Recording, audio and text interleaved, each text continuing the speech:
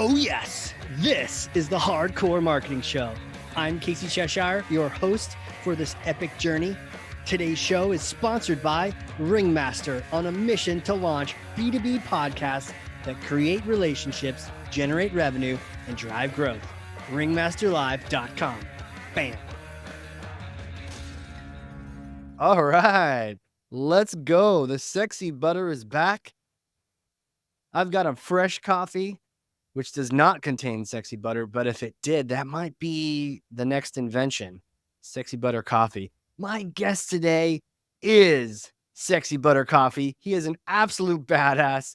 I have introductions. I have the perfect intro recipe over here, and he is spanning more than a page. I have had to shrink this thing and edit this thing. I don't know what's going on over here. Who let this guy in? He's an entrepreneur, a marketing leader, and thought leader, sports radio pro, an author. And if that wasn't enough, he's a content marketer with decades of experience in sports and media. And he just wants to make B2B marketing better. He's on a mission. In fact, he's got this thing he's been championing. He's got a book. He's the author of Playing It Safe Sucks, a manifesto for courageous marketing. God, we need more of that. Less LinkedIn spam, more courageous marketing. Award-winning pre- and post-game radio host for the Philadelphia Eagles, president and founder of Scribewise, John Miller. Welcome to the show, sir. Casey, I've got nothing else to say. That was great. All right, and that's a wrap. Yep. As you're going through all of that, I'm just sitting there thinking, man, I am old. Right. Oh, I remember that. That was a lifetime ago when I did that.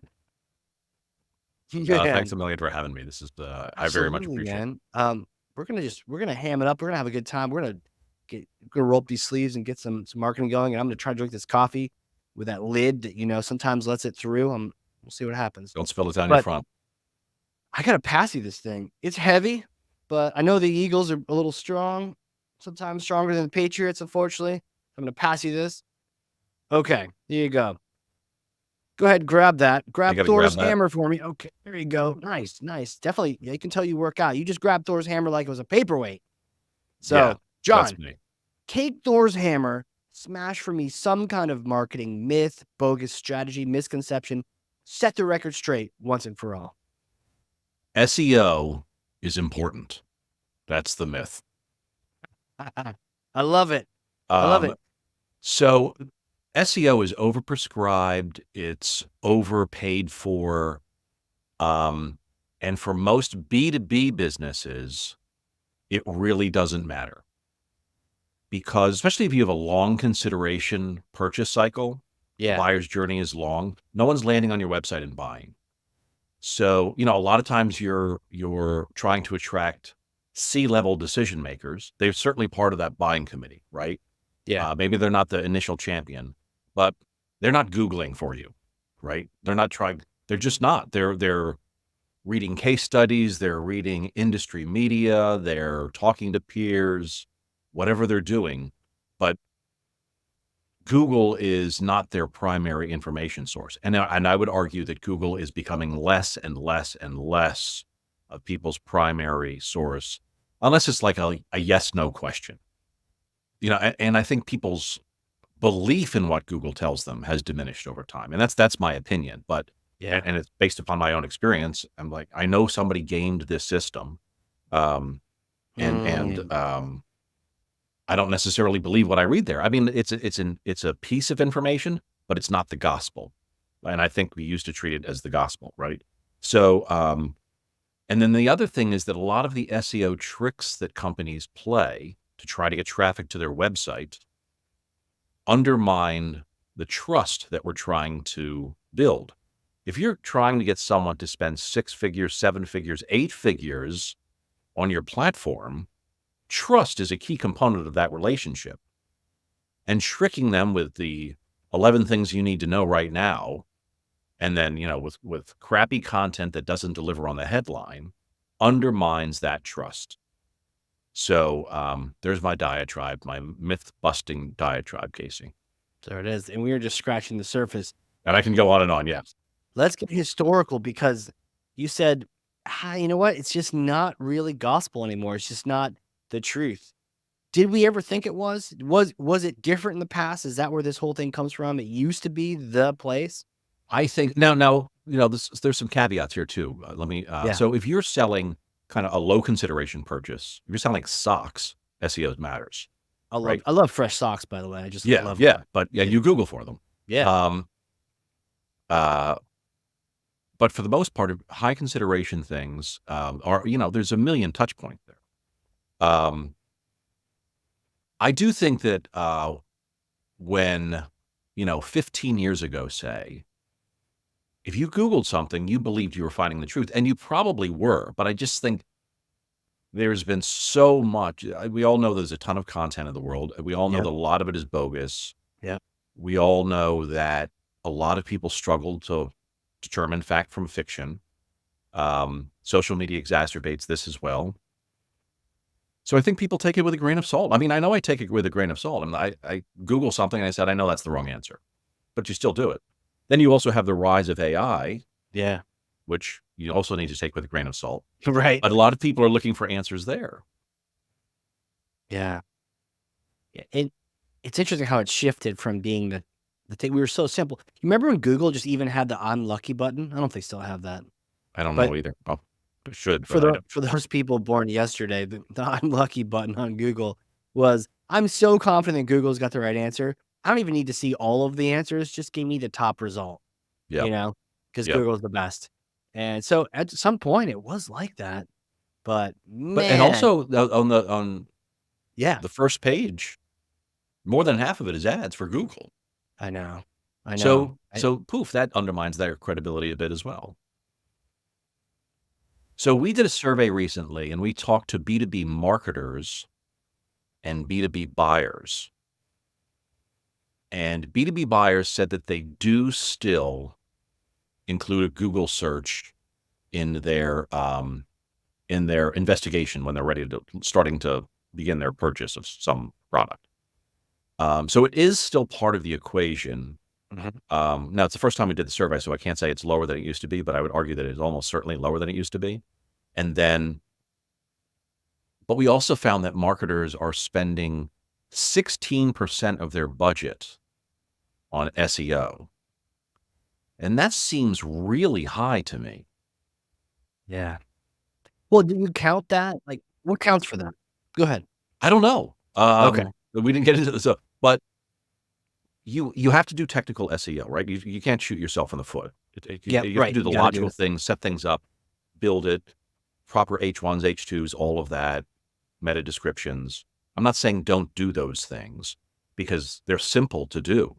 The fact that Right. you would take 16% of your budget to do those things seems ludicrous to me.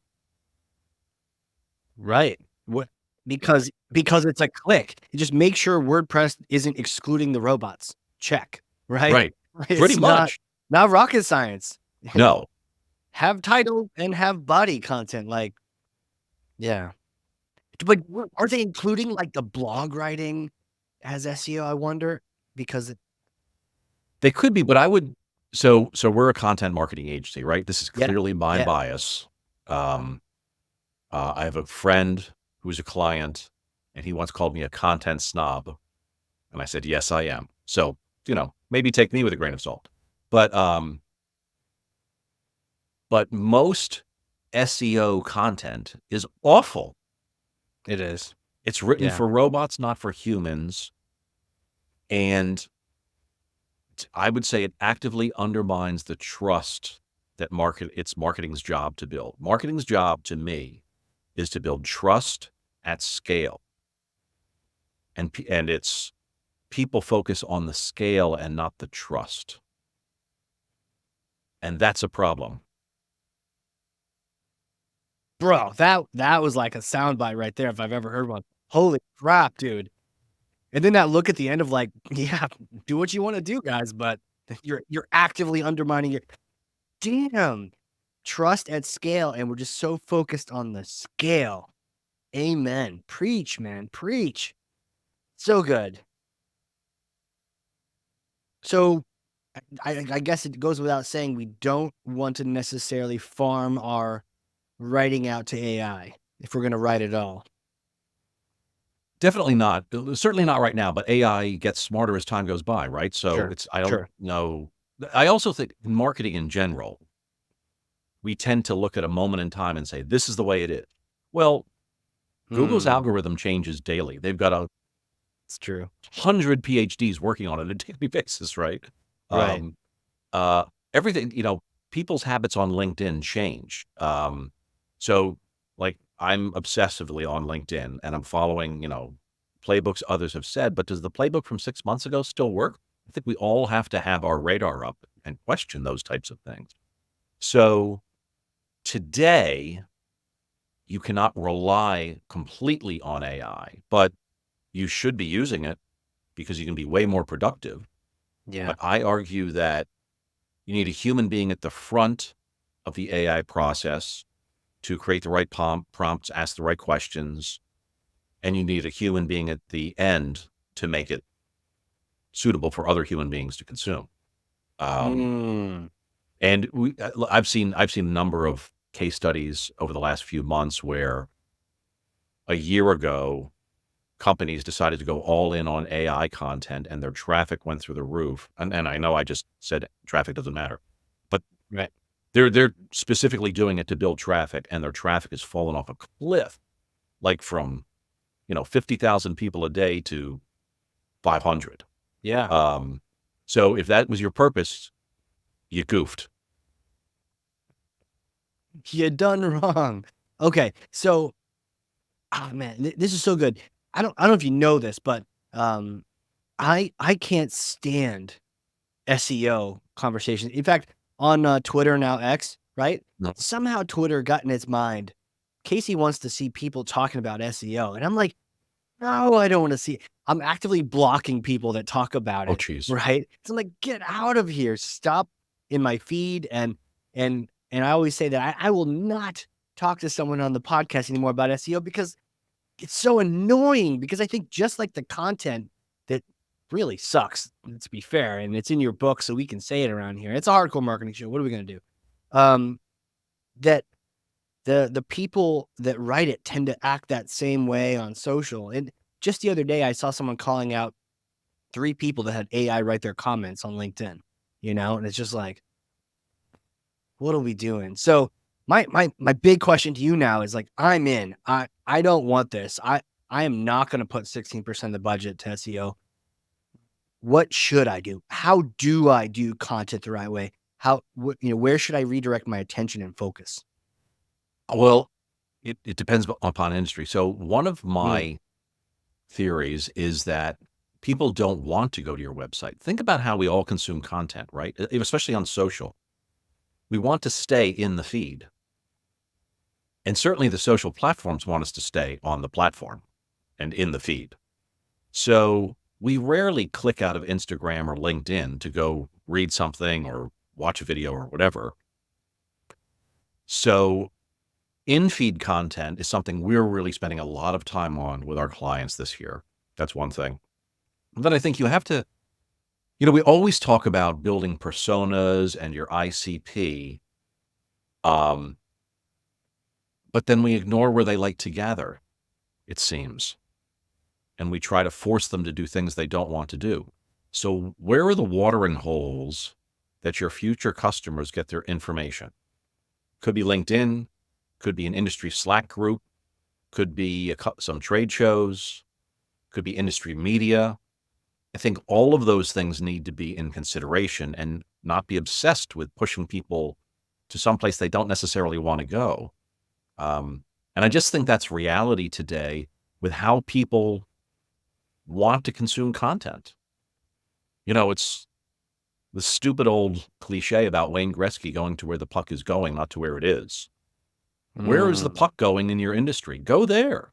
And we're spending so much time talking about skates and talking about it's like, guys, the puck's over there. Let's go Yeah, get it. yeah, yeah, yeah. Oh, Right. man. Man, so much. Okay. So in-feed content. In-feed content. I love calling it that because that's what it is. And the idea of keeping them where they're at, not fighting the system, tricking the system and linking off to things. Maybe we just put stuff And there aren't even links in there. It's just good content. Stay where you're at. I guess I haven't really thought of that lately. The idea of why do you want them to go somewhere? Right? So you can Right. track a hit, a view, a visit. Like, just I feed them. I do think we've become addicted to the numbers to the point where we've forgotten the true purpose, which is to create a relationship that leads to a sale ultimately, right? And an ongoing business relationship. More commoditized one-time purchases, again, you can kind of move fast and get people Yeah. to buy something. If it's not a high consideration purchase, it makes your cup of coffee. Yeah. Yeah, I don't need a big thought leadership campaign around coffee. Right. I need people to come into my store or whatever it is. Yeah. And to your But point, that is a click. Like, I'm clicking off of Instagram and go buy the damn thing and come back. Like that's a totally different sale. But I think another thing that I'm hearing is that we're trying to treat our 100,000 SaaS software sale as a cup of Dunkin's coffee. And it's like, that's not how social is going to work. It's not how your content's going to work. It's not how your feed's going to work. there's a lot of marketing advice and chatter is very much related to e-commerce. And then we read that and we go, oh, that'll work for our consulting firm. Like, no, it will not. So I think that's one thing. And then so in terms of in-feed content, to me, content is your thinking, however and wherever you choose to express it. We've treated the word content as if that means blog posts or social posts. And that's kind of the form it takes, but your content is the thinking and the quality of your thinking.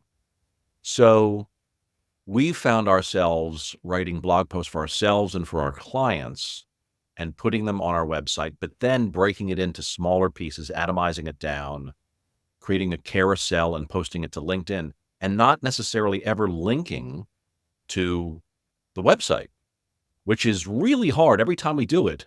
Like, shouldn't we tell people we wrote a blog post? But people are going to consume content in different ways at different times. And we have to keep creating content and blog posts for our website because when people show up, we need to show them that we're thinking.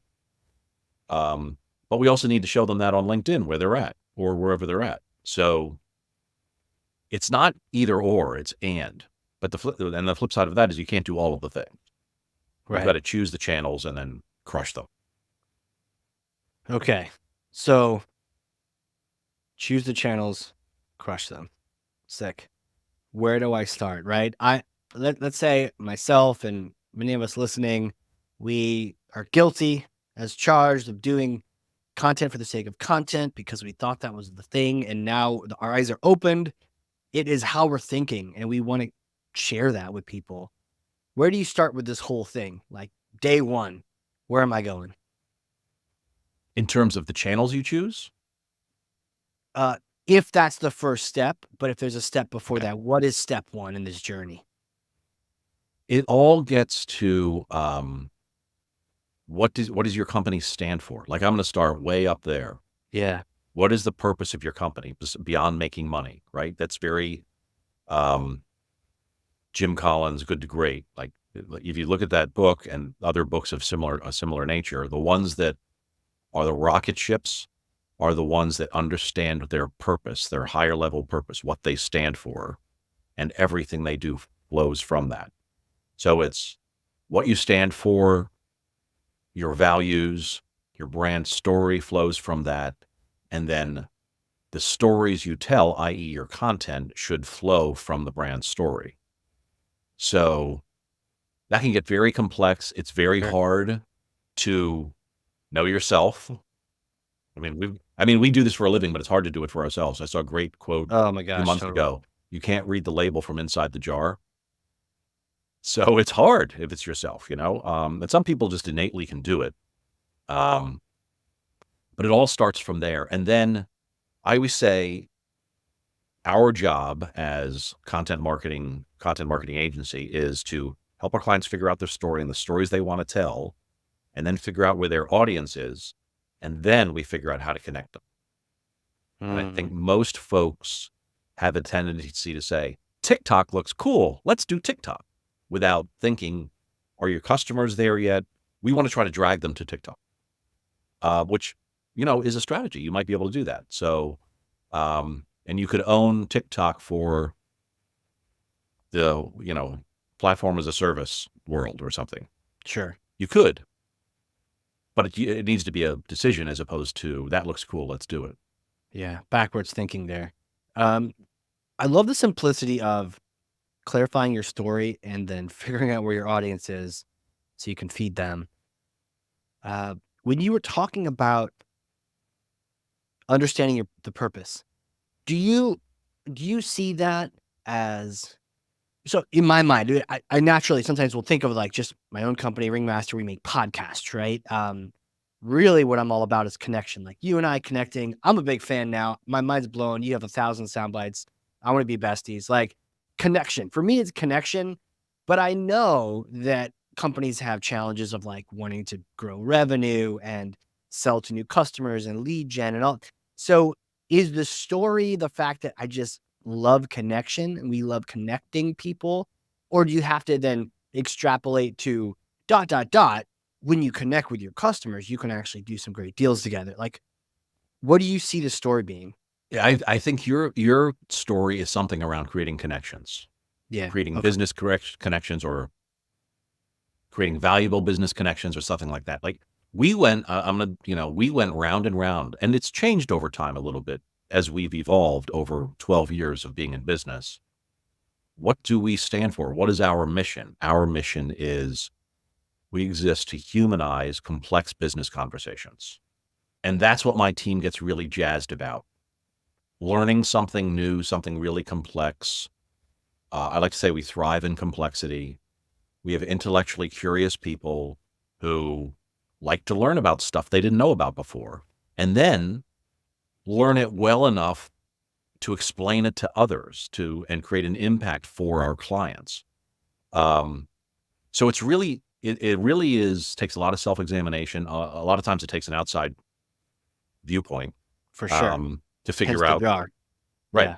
Yeah. Just what is, like, we do a lot of different things for clients in different industries.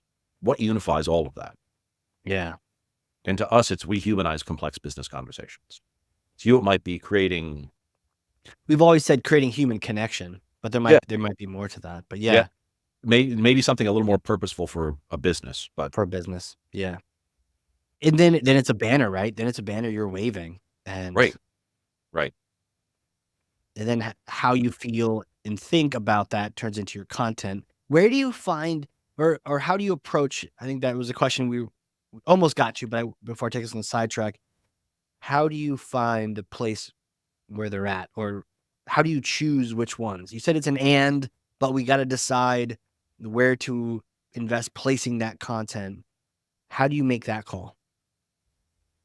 Well, you need to have people who understand your industry, right? So I think that oftentimes for a client, it's like, what do you do now? Where do you have your best conversations? Where have your customers come from in the past?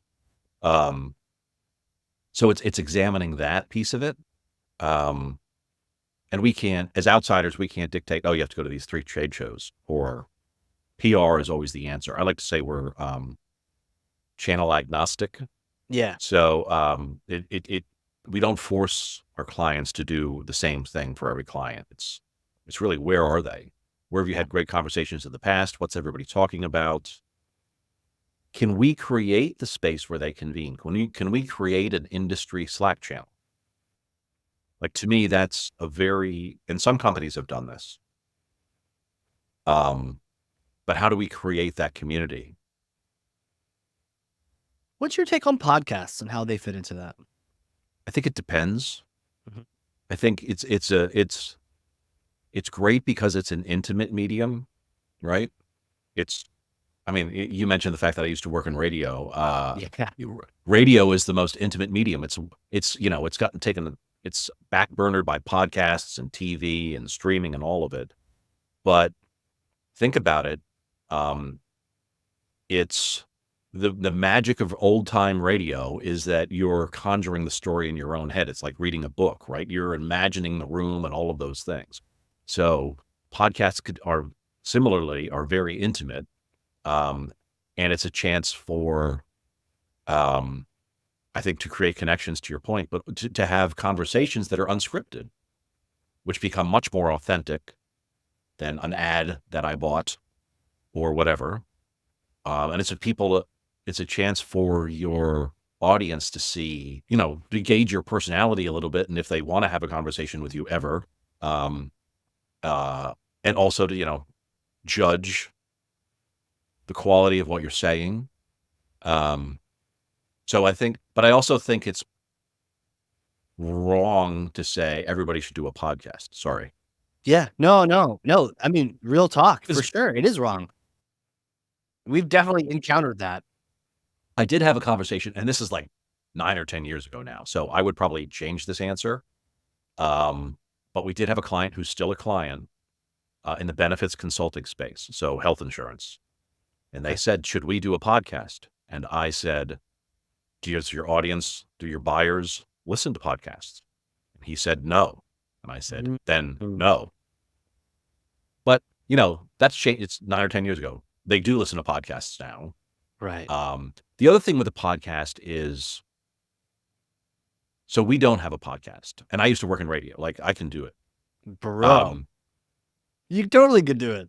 But so I got the first 6 or 7 guests or episodes. What's the next? Like, you can't, like, I never wanted to do a podcast that ran out of steam in a couple of months or 6 months. Yeah. Pod fade, they call it, right? You 8 to 12 episodes and people just bounce. It's either too much work or they don't see the instant results and they're just out. Right. Yeah. Webinars are the same way, right? Like, people don't see the results, yep. but webinars, like I mentioned the survey we did recently, B2B buyers love webinars, but they have to be good. Right. You got to stick with them. Right. I also, a friend once upon a time who's helps companies with podcasts said, you're thinking of it wrong. Like, just do a finite series, like do 8 episodes, highly produced. And I love that idea. We've never done that with a client. I would love to do that with a client. I don't know if you have, Casey, but something that's more, examines a problem and then you're done. Yeah. I think those can be those become very evergreen. They're out there forever. Yeah, like the narrative format, almost like an NPR type show where it's like an Right. investigation and yeah, it's interesting. Multiple interviews, very highly produced. Yeah. And the only challenge I have with those, I love listening to them, is where does that fit in our purpose? Because I just love the connection. So if you're gonna have this, there still are interviews, I guess there still is connection, but sometimes it can shift into more of the art form than the connecting one-on-one with people. Right. So that might be somebody else's domain, but I do love that format. Yeah. I certainly consume that format. And I'm always questionable if a business can, it's like, let's make a viral video. It's like, well, can you deliberately make one, or did you accidentally made something you thought was going to be good and it turned into a viral video, right? So it's like, it's a challenge that I often see. I was just going to say, like, that's part of courageous marketing and not playing it safe is taking some chances. Not crazy chances, not stupid chances that you have a reasonable expectation that they'll work, but you don't know. And if you're doing something just to play it safe and not get in trouble, it will not have the impact you want it to. Amen. You'll get bumped when the next, hiring or freeze happens or layoffs. Like, playing it safe and marketing's already limited, right? We already have these short lifespans at companies by default. It's time to get in and make an impact. We can't tiptoe around. And who wants that anyways, right? Look back on 5 years of your marketing career and say, yeah, I basically did the same thing and rewrote the same content 5 times, Yeah, and it's and one of the things I have in the book is that there are times in your life when you should play it safe, right? stages of life where you can't be crazy. No, you should never be crazy. But When are you know, those?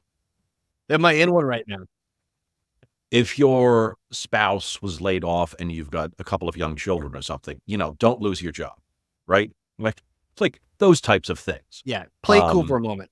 Take a quarter off. Or you have a young family, whatever it might be. You have Yeah. an aging parent. Like there are times when you need to put your career and your work on simmer a little bit. We all have those moments in life, right? So, but I agree with what you just said, which is that we're here to make an impact. I think people who go into marketing go into it because they want to make an impact, right? And to me, marketing is the tip of the spear when it comes to leading a company forward and doing the bold things that get a company noticed. Yeah. So we have to be bold. Have to be. Have to be bold. Man, I was going to ask you, where do you get your input from? Is it podcasts? Is it books? Where is it people, friends? Where do you get your intake? I do read a lot of books, podcasts sometimes. I've discovered I'm really not a good audio learner, which is funny because I worked in radio and doing this Totally. podcast with you. I'm just kind of not. You were putting it out there, not necessarily bringing it in. My I guess. ADD makes me just stop paying attention. So, Sure, man. and I've read way too many business books in my life. Finally wrote one. Do you have a favorite and a least favorite business book? I know it's an impossible question. It changes, it's very much impacted by recency bias. So Interesting. like Yeah. I love a book when I'm reading it, a good one. Yeah. And there's lots of little pieces I've taken from them. I do think like a classic, like Good to Great is really enduring. 100%. One of the inspirations for my book that I read a couple of years ago is called Return on Courage by a guy named Ryan Berman. And he's mostly a marketer, but he's not just talking about marketing, but it was, he talked about businesses that took chances and, had wild success because of it. And he talks about businesses who stopped taking chances and failed.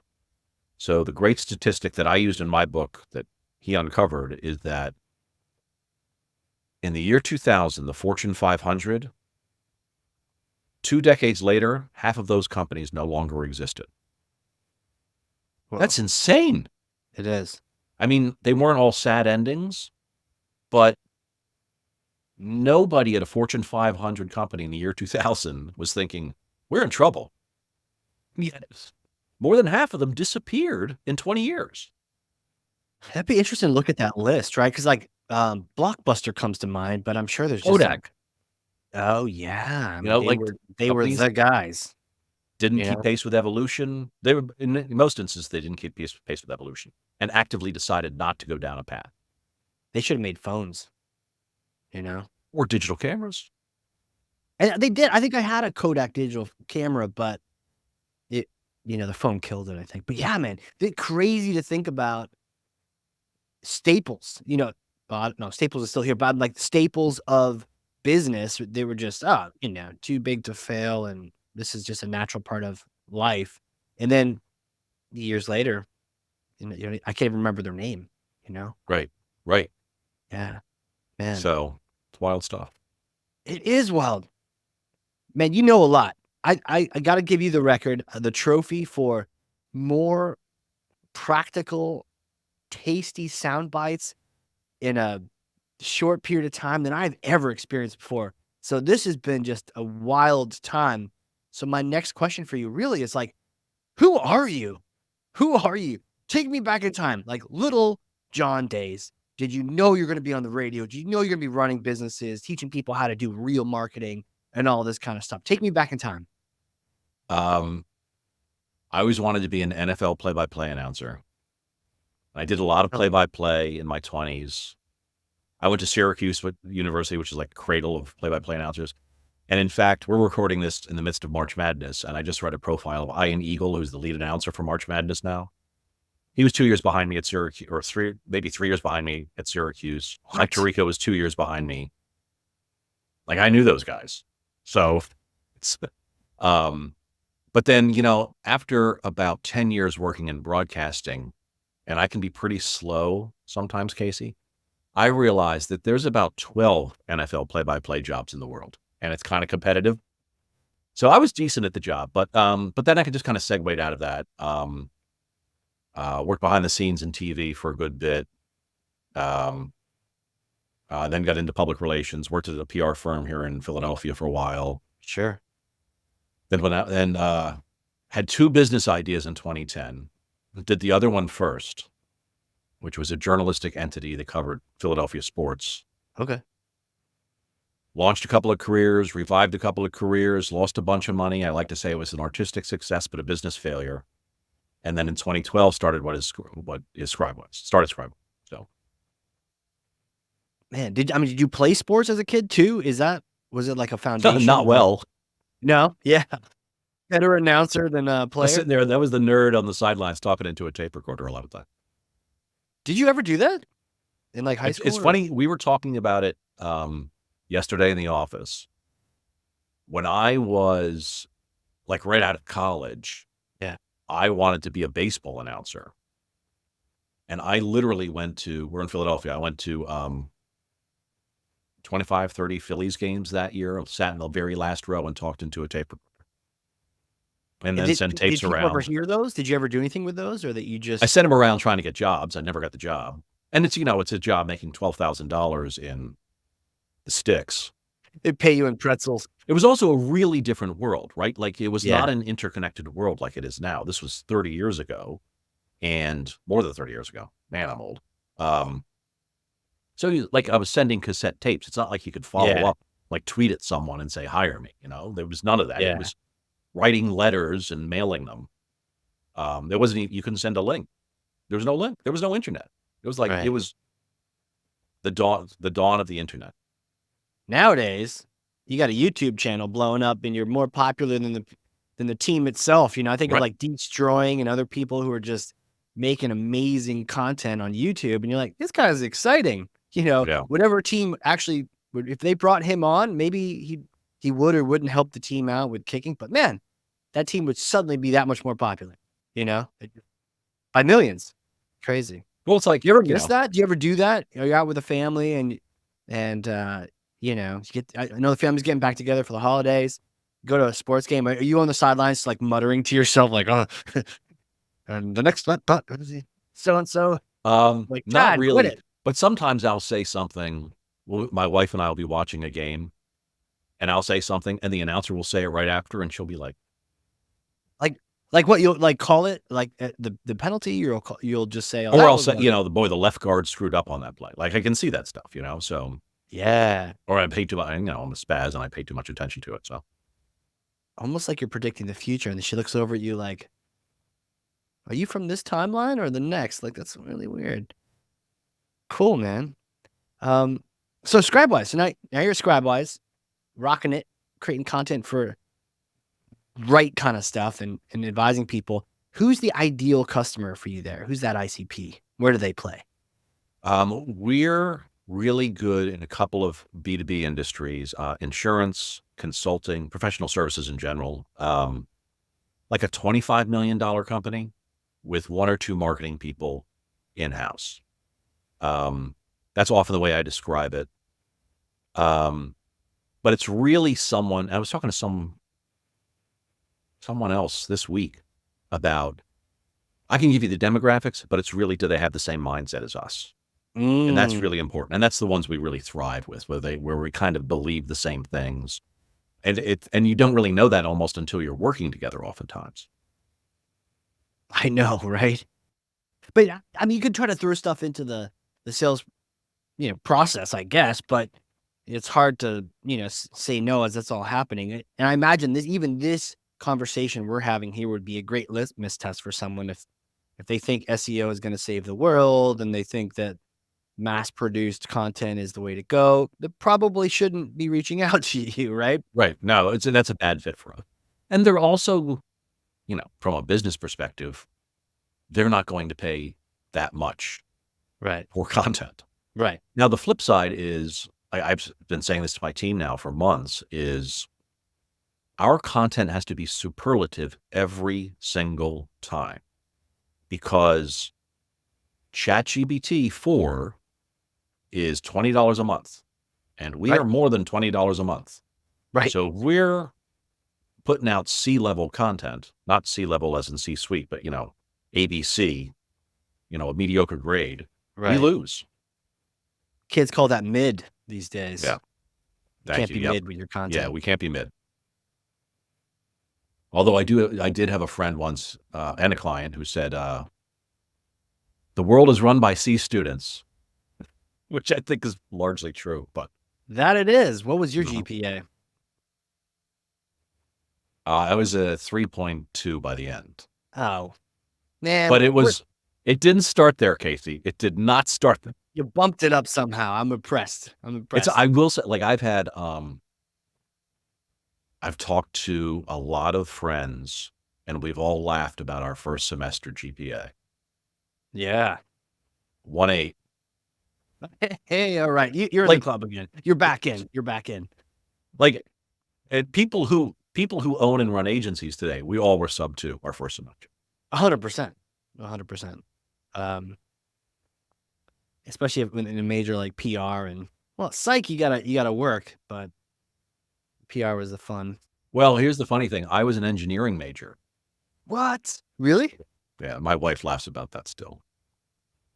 How long did it take for you to figure out that was not, you did not want to be an engineer? 1 month into the second semester. Yeah.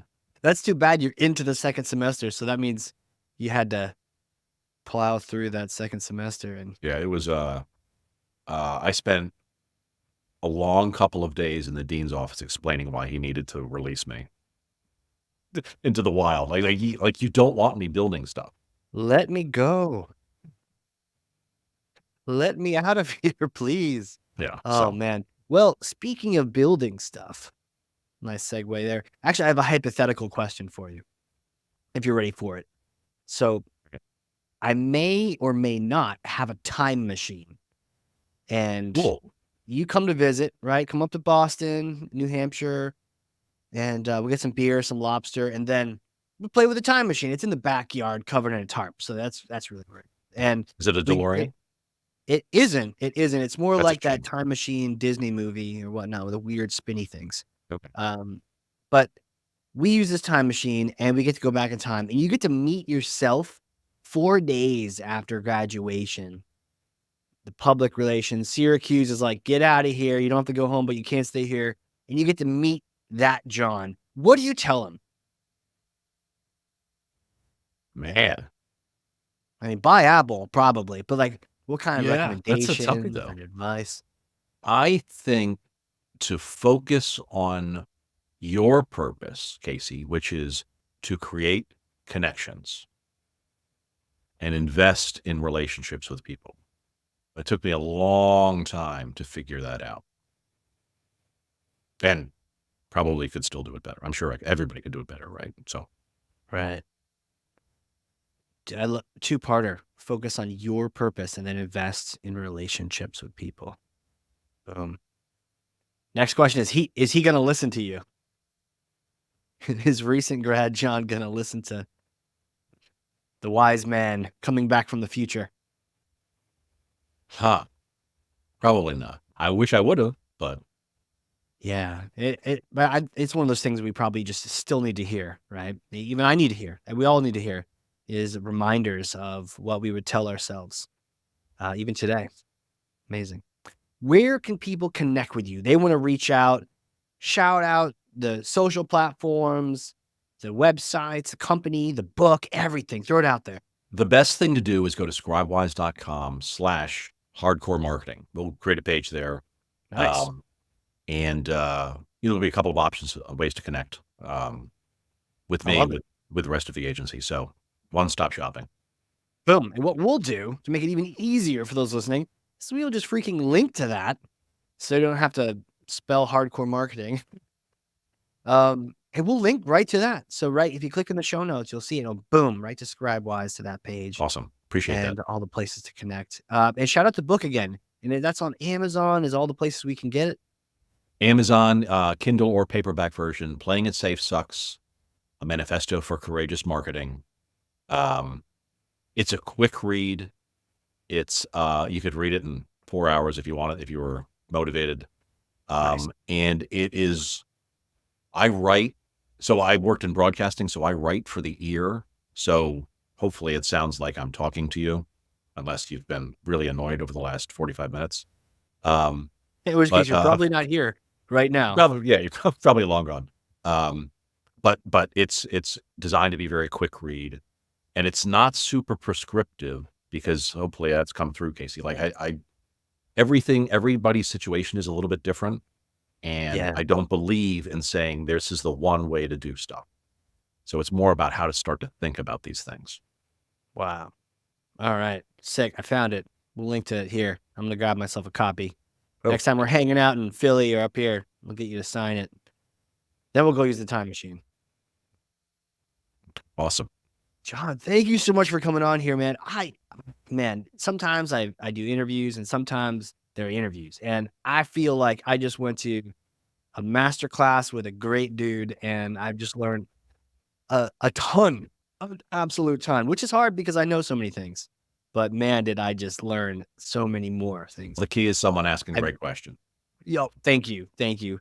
Yeah, actually, it's all me. This whole show, this is a great show, but mostly because of me. And I appreciate you showing up. I'm just an AI avatar. So Yeah. Yeah. And I'm not even interviewing you. I'm also an AI avatar. So have you listened to this whole thing? Haha, we tricked you because neither of us are here. John and I are actually in the bar down in the islands right now, having a good time. But dude, thank you so much for being on here. I appreciate you. all right. It was great. Great talking to you, Casey. I appreciate it a ton. Hell yeah. And those listening, if you learned something, and I freaking know you did, because I did, I got 2 pages of notes over here, front and back. I actually ran out of space. I flipped the thing over and I was like, oh, I'll just go to the other side. It was like, oh, damn, I already wrote on the other side. All right, well, find some margins, find some of that white space.